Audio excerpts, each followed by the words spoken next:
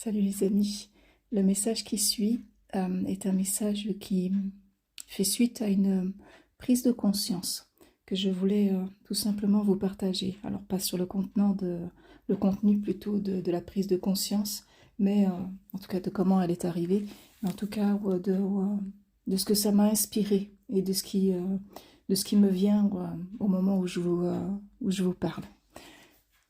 Avant de commencer, j'espère que vous allez bien, pour le mieux en tout cas, et que tout se passe le mieux possible dans votre vie. Donc allons-y.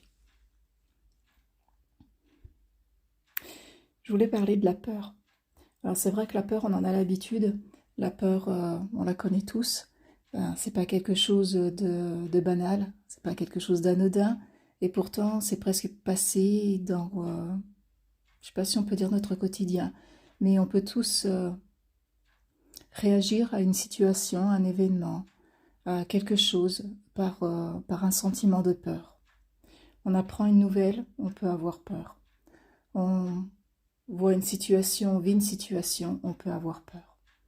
Alors, bien évidemment, il y a deux formes de peur dont je voudrais vous parler avant, très rapidement. Il y a la peur qui, on va dire, est celle qui va booster, c'est-à-dire la peur qui répond à un danger immédiat, réel, un danger que l'on voit en face de soi et qui nous amène, qui nous pousse à nous protéger, à nous mettre à l'abri. C'est en quelque sorte une peur qui va susciter en nous l'instinct de survie.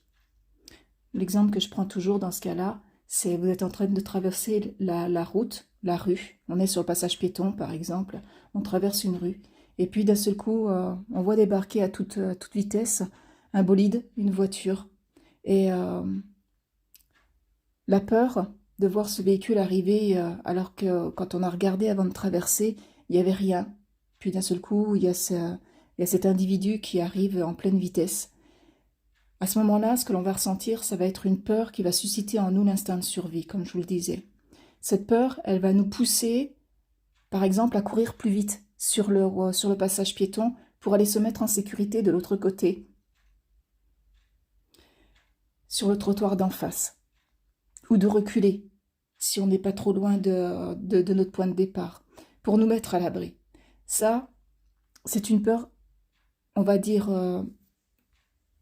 qui fait partie de notre instinct animal, primaire. Et encore une fois, c'est une peur qui est positive, car elle nous permet de préserver notre vie. Tout comme si on est en situation au milieu d'une foule, et puis d'un seul coup, il y a des bagarres, des violences. La peur de voir les gens autour de nous s'emporter va faire qu'on va vouloir s'écarter aussi de cette foule. Cette peur-là, elle est positive, parce qu'encore une fois, elle nous permet de nous préserver. Alors, je ne vais pas entrer dans les détails des autres réactions possibles, du style se mettre en colère.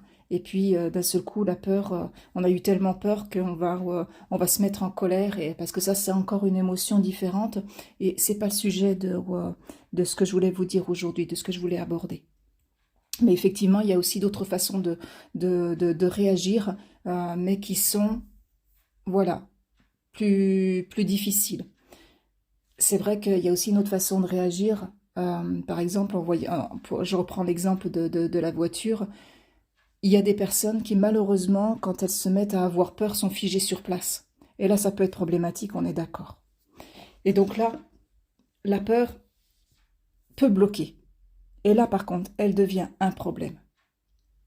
Et ça me permet d'en venir à la deuxième forme de peur, celle qui va effectivement nous retenir, nous bloquer.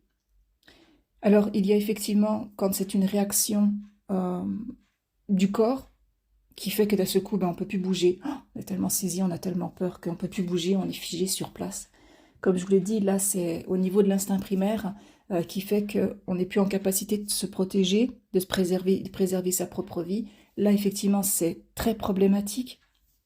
Donc, il vaut mieux pouvoir travailler dessus et faire en sorte, avant, si on s'est déjà rendu compte on a déjà eu dans notre passé ce type de réaction, de pouvoir le comprendre, et pour pouvoir le dépasser, pour qu'à l'avenir, voilà, si besoin, notre instinct primaire puisse à nouveau fonctionner dans le mode préservation de notre vie. Mais il y a aussi une deuxième peur, celle que l'on va appeler la peur imaginaire, celle qui n'est, enfin imaginaire dans le sens où elle n'est pas fondée sur un événement particulier où notre vie est immédiatement en danger. Et là, on va parler par exemple des peurs qui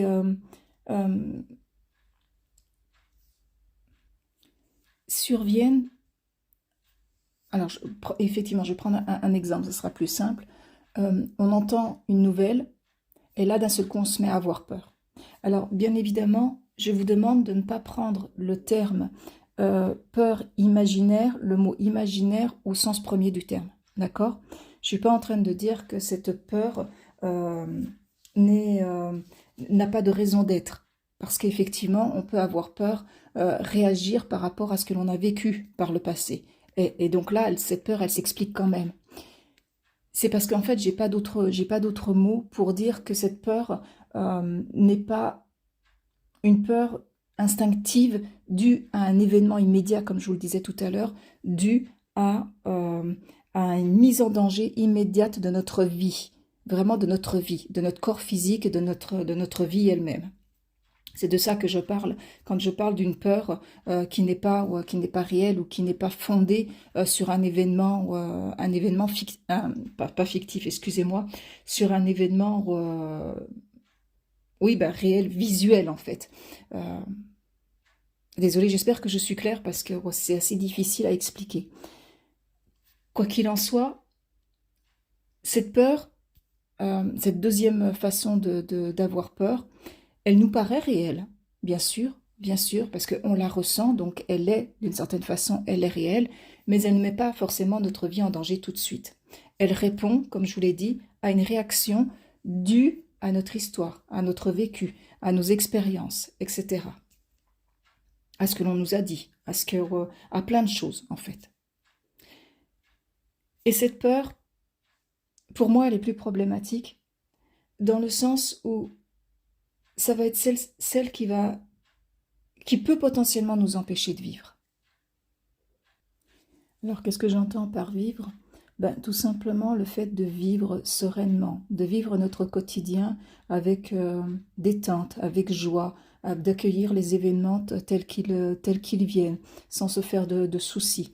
C'est de cela dont je parle, quand je parle qu'elle nous empêche de vivre, parce qu'elle nous empêche cette peur de ressentir du bien-être au quotidien. Elle nous place dans des émotions de stress, de mal-être, de malaise, qui font que on va toujours s'interroger sur est-ce que ce que je fais, est-ce que c'est bien, est-ce que ce qui se passe, ça va se terminer, est-ce qu'on va voir le bout du tunnel, est-ce que, voyez un peu toutes les questions qui peuvent nous passer par la tête dans ces moments-là. C'est vraiment l'inquiétude qui va prendre le dessus, l'inquiétude, l'anxiété. Alors, je vais laisser quelques instants mon guide s'exprimer. Je vais vous rapporter ses paroles parce qu'il me demande voilà, de vous transmettre ce message. Mon guide me dit que cette peur, c'est quand même une peur à écouter dans le sens où elle a un message à nous transmettre quand elle arrive. Il me dit que ce qu'il dit en disant ça, ce n'est pas pour nous inciter à vivre dans la peur, mais simplement à comprendre ce qu'elle signifie par sa présence. Qu'est-ce qu'il y a derrière? Voilà, il me laisse continuer. Merci à lui. Donc, effectivement, je ne peux qu'être d'accord avec ce qu'il dit, bien évidemment. Voilà, c'est quand même plus évolué que moi, comme on dit, forcément. Mais effectivement, ce que je comprends, c'est que il ne faut pas, comment je pense, se braquer par rapport à la peur, à cette peur, en se disant « Oh là là, enfin, je veux pas la ressentir, je la nie ». Non, il a raison quand il dit qu'il faut savoir l'écouter pour la comprendre, en fait, pour savoir quel message elle nous dit. Pourquoi j'ai peur à ce moment-là? Et une fois qu'on comprend pourquoi on a peur, ça peut nous permettre effectivement de la dépasser et de retrouver l'homéostasie, la sérénité, la tranquillité auquel on a le droit, auquel notre être divin finalement est habitué. Parce que nous sommes comme ça. En tant qu'enfants de lumière, nous sommes nés dans la paix et la sérénité. Nous ne sommes pas nés dans la peur, bien évidemment, bien au contraire, bien au contraire. Donc oui, tout à fait. Mais justement, je pense que c'est quand on est, enfin quand on n'écoute pas, quand on se contente. Alors, désolé si le mot est inapproprié, euh, mais je pense que c'est quand on ne se rend pas compte, voilà plutôt, quand on ne se rend pas compte qu'on laisse la peur envahir notre espace, donc suite à l'événement qu'on vient d'apprendre, suite à ce qu'on vient de nous dire, à ce qu'on vient de vivre, etc. Si on laisse la peur prendre sa place, en tout cas toute une place dans notre vie, sans chercher à comprendre pourquoi elle est là, c'est à ce moment-là que cette peur peut potentiellement devenir un blocage et nous compliquer la vie. Parce que c'est cette peur-là qui, par exemple, va nous empêcher de dire à quelqu'un qu'on l'aime euh, ben, au moment où... au moment où on aurait dû lui dire, au moment où on devrait lui dire qu'on l'aime, on a peur de la réaction de l'autre, on a peur de comment on va être reçu, on a peur de rejet, on a peur de plein de choses. Et d'un seul coup, on n'ose pas dire à l'autre que l'on l'aime. Et, et cette peur, elle va nous empêcher peut-être de vivre quelque chose de fort. Peur, en tout cas, euh, de la réaction de l'autre. Mais qu'est-ce que l'on sait de la réaction de l'autre? Là, on peut pas, on peut pas sciemment, je pense, continuer à préjuger de la réaction des autres. Alors oui, il y a des probabilités. Quand on connaît la personne, on se dit, il y a, voilà, je sais comment elle va réagir. En fait, quand on dit je sais comment elle va réagir, on dit, ce qu'on dit, c'est, je connais les probabilités qu'elle réagisse ainsi, de telle ou telle façon, parce que par le passé, c'est comme ça qu'elle a réagi souvent. Mais ça ne veut pas dire qu'elle va réagir comme ça. C'est ça que j'aimerais qu'on arrive bien à comprendre, c'est que c'est pas parce que telle ou telle personne s'est comportée dans le passé de telle ou telle façon que elle va continuer. Elle peut parfois nous surprendre. Alors oui, bien évidemment, elle peut aussi réagir comme on s'y attendait. Puis là, on va se dire, c'est ce que je pensais, c'est ce que j'avais dit, c'est ce que j'avais prévu, et c'est ce que j'avais, voilà, vu en tout cas. Mais en même temps, la personne, peut-être qu'elle va nous surprendre et peut-être qu'elle va réagir d'une façon très différente. C'est pour ça qu'il ne faut pas préjuger. Et la peur, je pense que la peur, c'est quand même quelque chose qui nous amène à beaucoup préjuger du résultat.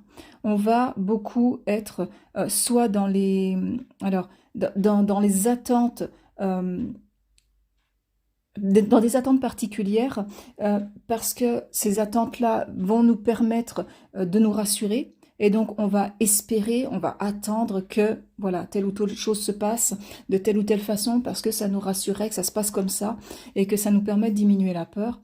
Euh, Ça peut aussi nous amener à, comment dire, à préjuger ou à faire naître une autre émotion, comme par exemple, quand on sait, si on imagine par exemple que la personne, elle va mal réagir, et ben avant même de lui avoir dit ce qu'on a à lui dire, et ben par exemple, on va se dire que on va faire venir la colère par exemple. En se disant, bah oui, mais c'est en même temps, c'est pas la peine que je lui parle de ça. Ou alors tout à l'heure, j'ai pris comme exemple le fait de ne pas dire à quelqu'un qu'on l'aime au moment où on l'aime, mais il peut y avoir d'autres raisons aussi pour lesquelles on a peur de discuter avec quelqu'un. Simplement quand on a, par exemple, quelque chose à lui dire d'important ou qui nous semble important à nous, etc. Donc, on élargit, d'accord, on élargit. Et là, on peut se dire, non, je ne vais pas lui dire, parce qu'au fond, on a peur de la réaction de l'autre. Et puis, on se dit, bah ouais, mais de toute façon, vu comme il ou elle est, et puis tout de suite, on va mettre de la colère. Donc, parce qu'on préjuge du résultat, de la réaction de l'autre, on va créer une émotion supplémentaire qui va venir se greffer par-dessus la peur. Et là, on va créer encore plus de blocages. Et ça, c'est pas non plus forcément une bonne chose parce que dans les faits, qu'est-ce qu'on en sait de comment ça va se passer tant qu'on l'a pas vécu? Tant qu'on l'a pas vécu. Effectivement, une fois qu'on l'a vécu, on peut très bien se dire, bah oui, mais j'avais raison. Ok, ben très bien, on avait raison, c'est, ben voilà, j'ai envie de dire, c'est comme ça. Mais peut-être que aussi, on peut arriver à se dire, ah ben, c'est pas ce à quoi j'imaginais, c'est pas ce à quoi je m'attendais, c'est pas ce à quoi j'avais pensé. Donc, je pense que la peur, quand elle nous amène à préjuger et à ramener d'autres émotions par-dessus, là, c'est une peur dont on pourrait effectivement se passer. Je pense que c'est aussi pour ça que mon guide nous disait tout de suite qu'il est important de comprendre le message que la peur incite en nous quand on la ressent, vraiment dans les premiers temps où on la ressent, parce que justement, ça va nous éviter tout ça. Parce que si on comprend pourquoi on a peur, ben, on va pouvoir justement guérir ce pourquoi. On va pouvoir apporter une solution à ce pourquoi. Et peut-être qu'ensuite, en tout cas c'est ce que je souhaite, je nous souhaite à nous tous le plus possible, ensuite on va pouvoir y mettre, y greffer des réactions de notre part plus positives. On va pouvoir justement y mettre, pourquoi pas, de l'amour. Parce que la peur, c'est celle qui va nous séparer. L'amour, c'est ce qui va nous relier les uns aux autres. Et tout en vous parlant, je comprends en même temps. C'est vrai que des fois, je fais des temps de pause sur l'audio pour pouvoir voilà, prendre le temps de réceptionner, de réfléchir. Et en même temps, je comprends ce que mon guide signifie aussi quand il dit qu'il est important de comprendre aussi la peur, d'entendre son message. Parce que une peur qui n'est pas comprise, c'est une peur qui va continuer à nous influencer. Et du coup, on va continuer à être ballotté. Et l'intérêt de voir cette peur et de la comprendre, d'entendre son message, c'est justement de pouvoir mettre le doigt sur les blessures, sur les petits points qu'on a besoin de soigner, de guérir, de dépasser pour pouvoir avancer et pour pouvoir y mettre de l'amour à la place. Parce que l'amour, c'est ce qui constitue notre être, c'est ce dont on est fait. Et tant qu'on reste ballotté par la peur, et ben, du coup, on n'est plus maître de nous-mêmes. On n'est plus maître de nous-mêmes, on sort complètement de la maîtrise de nous-mêmes. Parce que d'un seul coup, on est ballotté par quelque chose alors qui est effectivement qui est intérieur à nous, qui est à l'intérieur de nous, mais en même temps qui est venu plus ou moins de l'extérieur, elle est suscitée aussi par un événement. Elle est réveillée, merci, par un événement. Par un événement, par une personne. Ce que j'aimerais qu'on comprenne bien aujourd'hui, c'est voilà, et qu'on prenne bien, je ne sais pas si on peut dire bien conscience, mais en tout cas qu'on s'en rende bien compte, c'est à quel point aujourd'hui la peur est devenue aussi dans notre société un moyen, un système, un outil d'influence de certaines personnes, de certaines, voilà, je ne sais pas comment on peut dire, personnes, entités, enfin, prenez ça au sens large. Je pense que vous voyez ce que je signifie, enfin ce que je veux dire aussi. Il y a tellement de choses qui peuvent susciter la peur, mais en tout cas, c'est aussi devenu presque, ça s'est presque greffé dans certaines relations sociales, dans un système de pensée global, collectif, qui fait que aujourd'hui, susciter la peur chez les gens, chez nous, chez les peuples, les nations, peu importe, appelez ça comme vous voulez, susciter la peur chez l'humain, c'est garder un moyen de contrôle sur lui. Parce que quand on a peur, c'est comme si on perdait son armure, c'est comme si quelque part on est déstabilisé, c'est même pas quelque part, c'est qu'on est déstabilisé et qu'on se rend réceptif finalement à tout ce qui peut nous rassurer. Et bien souvent, il y a des personnes qui consciemment vont susciter la peur chez nous pour pouvoir ensuite nous proposer une solution qui les arrange eux, qui ne sont pas forcément à notre avantage nous, mais qui leur permet d'obtenir de nous ce que eux ils veulent. Peu importe si c'est pour notre bien-être, peu importe si ça nous aide dans notre quotidien, peu importe si c'est à notre avantage, ils suscitent la peur parce que ça leur correspond à eux. C'est dans leur intérêt de pouvoir obtenir de nous un comportement qu'on n'aurait pas habituellement. Donc il faut bien comprendre l'intérêt aujourd'hui de comprendre les mécanismes de la peur, de pouvoir la dépasser et de pouvoir la remplacer au maximum par l'amour, par qui on est à l'intérieur. Parce qu'un être qui est dans l'amour est un être que l'on ne peut pas contrôler. Un être qui n'a pas peur, qui se dit, ben non, voilà, moi ce que j'entends, ok, ça me fait réagir, j'ai compris ma peur, je sais d'où elle vient, maintenant je trouve une autre solution, je remplace effectivement par de l'amour parce que c'est ce qui me comble à l'intérieur, c'est ce qui me fait du bien à l'intérieur.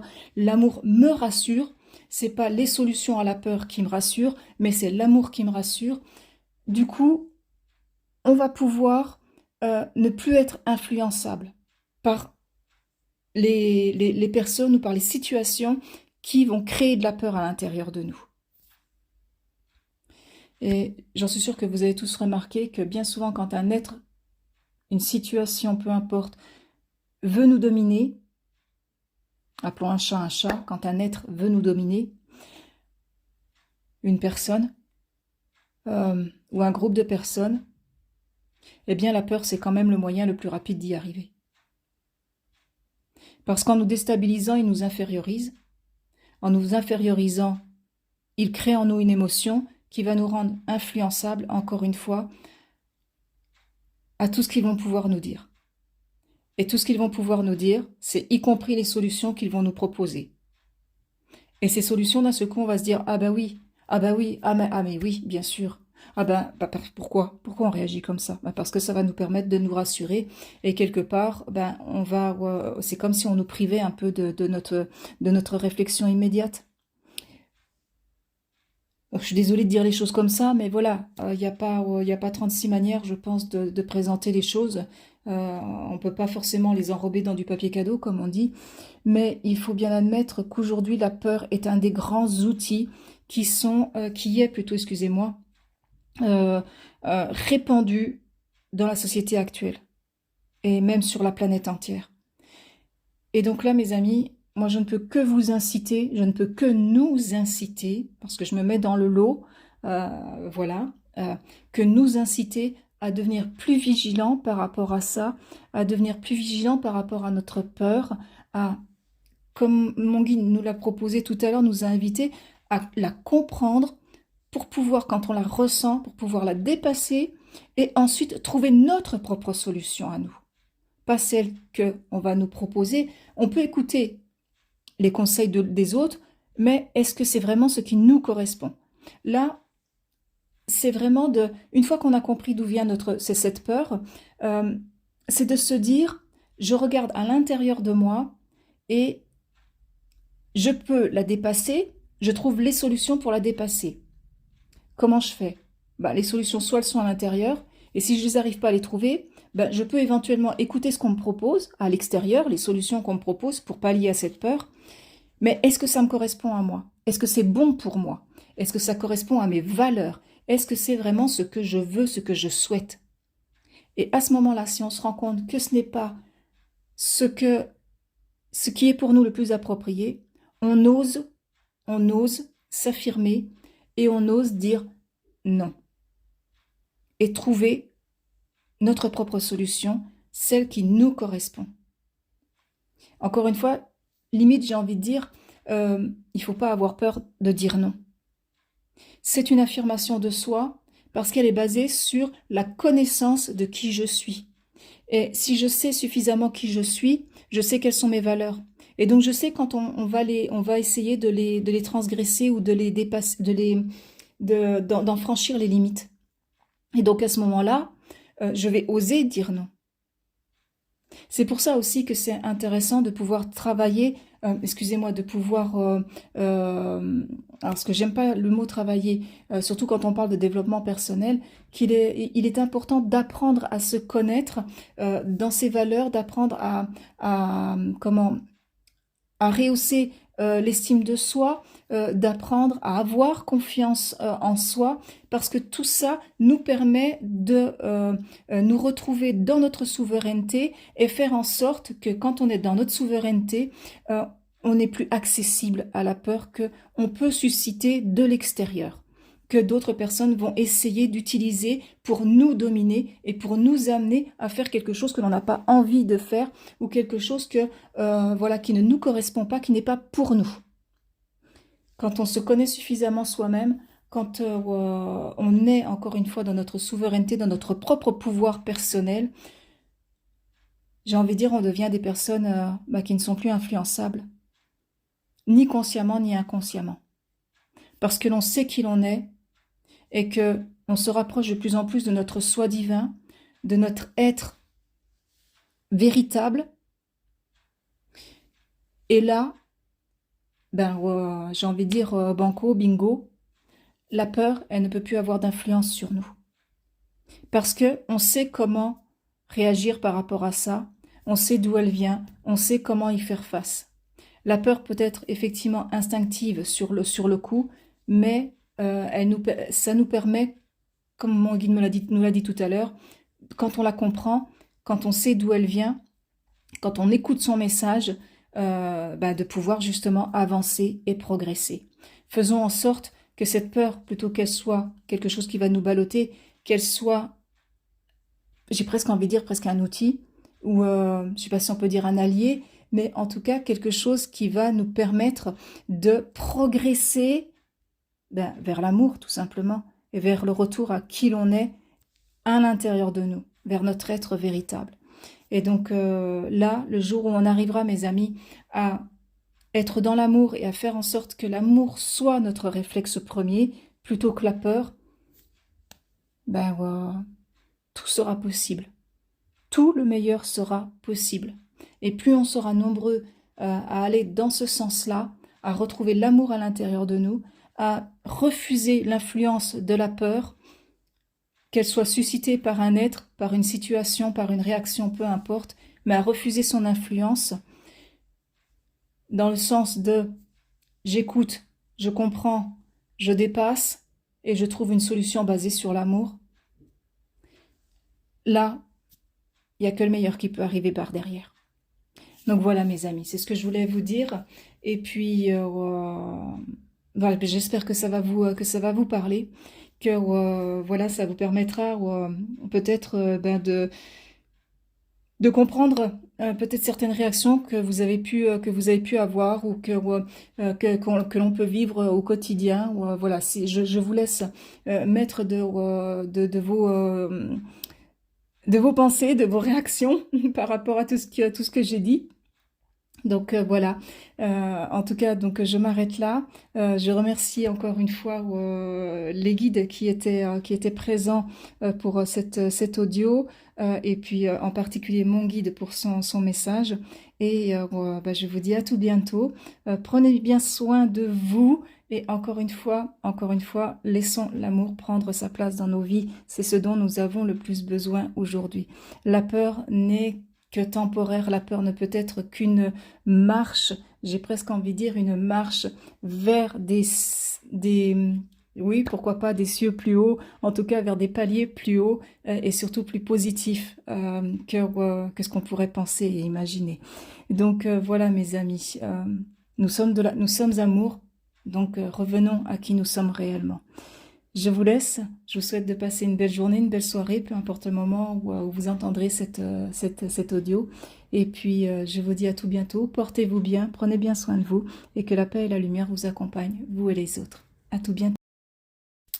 Oui les amis, je me permets de faire ce petit supplément, étant donné qu'il y a un mot que je n'ai pas utilisé tout à l'heure dans le premier audio. Alors je l'ai réalisé voilà, quand j'ai fait cette première partie. Alors si vous ne l'avez pas entendu, je me permets de vous inviter à justement l'écouter pour comprendre de quoi il est question et de quoi je parle, donc sur le thème de la peur. Il y a ce mot en fait que je n'ai pas utilisé, il est simple, c'est tout simplement la manipulation. J'aime bien, il est simple, c'est tout simplement, bon, c'est pas grave, c'est pas grave. Mais en tout cas, on parle ici de manipulation. Quand on laisse une personne utiliser comme moyen de pression, comme moyen d'influence sur nous, la peur, alors une personne ou un groupe de personnes, qu'on les laisse nous influencer en utilisant cet outil particulier, en fait, ce qu'on fait, c'est qu'on les laisse nous manipuler. C'est une manipulation. Quand on utilise sciemment la peur pour obtenir quelque chose de quelqu'un, ça revient au fait de le manipuler. Ce n'est ni plus ni moins que de ça que l'on parle, de la manipulation. Et quand, bien évidemment, après le processus, c'est exact, c'est le même. Hein. C'est voilà, quand on manipule quelqu'un, on fait en sorte d'obtenir de cette personne ce que cette personne ne nous aurait pas donné de son plein gré, ou n'aurait pas fait de son plein gré. En fait, on crée les conditions par lesquelles on va amener l'autre à justement nous donner ce que nous attendons.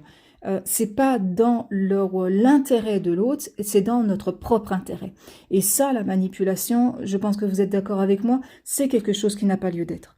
C'est quelque chose qui n'a pas lieu d'être parce que c'est quelque chose qui nous prive de notre propre pouvoir personnel.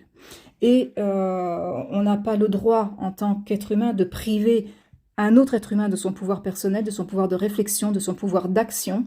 Et on n'a pas, on n'a pas à accepter que qui que ce soit nous prive de notre propre pouvoir personnel, qui nous est propre en fait, hein, quelque chose que l'on n'a pas à céder à autrui. Alors, vous voyez finalement comme ça peut être complexe tout ça parce que d'un simple instinct, j'ai envie de dire primaire, animalier, qui fait que ça vise à la base, c'est fait pour préserver notre vie, pour que c'est fait pour montrer l'importance de notre vie, on peut en faire un outil de manipulation et un outil d'influence et de domination sur les autres. Et c'est pour ça aussi qu'aujourd'hui, la peur, elle est si répandue dans la société actuelle. Et ce pourquoi je nous invite tous le plus possible à ne pas céder à ces peurs-là et justement par le fait d'apprendre à nous connaître de plus en plus, nous-mêmes à l'intérieur de nous-mêmes et les autres aussi, de prendre le temps d'entrer en communication avec l'autre, de prendre le temps de se relier avec l'autre et non plus de se séparer, comme on l'a dit dans le premier audio. La peur sépare, l'amour relie. Plus on prendra le temps de se connaître les uns les autres et de se connaître soi-même, plus on abaissera cette influence de la peur sur nous, ou cette influence que certaines personnes veulent susciter en nous en utilisant en fait la peur. Alors finalement, je pense que la question qu'on peut tous se poser aujourd'hui, c'est que choisissons-nous? Est-ce que nous choisissons de continuer à laisser la peur avoir la possibilité de nous balloter d'un côté, de l'autre, de nous influencer et d'être en fait celle qui va décider à notre place, ou est-ce que l'on choisit l'amour comme moteur de nos décisions? En gros, finalement, la question, on peut la réduire encore plus simplement. Ça revient à se demander aujourd'hui qu'est-ce que je choisis? Est-ce que je choisis la peur ou est-ce que je choisis de vivre dans l'amour, par amour et avec amour? Donc, de la peur ou de l'amour, que choisissons-nous? Ça, cette question, elle est... je crois qu'à un moment donné, il faut tous qu'on se la pose et puis qu'on puisse savoir intérieurement, me disent les guides, au niveau de notre cœur, ce que nous choisissons et ce que nous avons réellement envie de vivre et comment nous avons désormais envie de vivre. De la peur ou de l'amour, lequel allons-nous nourrir? Voilà les amis, je pense que cette fois-ci je n'ai rien oublié. En tout cas, je vous laisse à nouveau. Je vous souhaite de passer une belle journée, une belle soirée. Voilà, suivant le moment où vous écouterez cet audio. Et puis, voilà, en espérant que vous vous porterez pour le mieux dans votre vie, vous et les vôtres. et que la lumière et la paix vous accompagnent et continuent à vous accompagner sur votre chemin. À tout bientôt. Ciao, bye bye.